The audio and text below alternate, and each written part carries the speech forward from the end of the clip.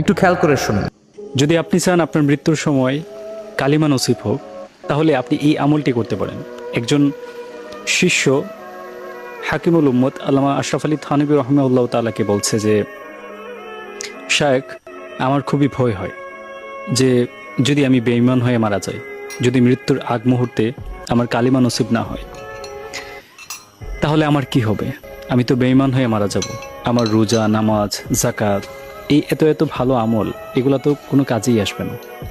তখন হাকিমুল উম্মত বললেন যে, তুমি একটা কাজ করে দেখতে পারো, এবং আমি শিওর তুমি যদি এই কাজটা করো তাহলে আল্লাহ তাআলা তোমার ভাগ্যে কালিমা রাখবে যখন তোমার মৃত্যুর সময় এসে যাবে।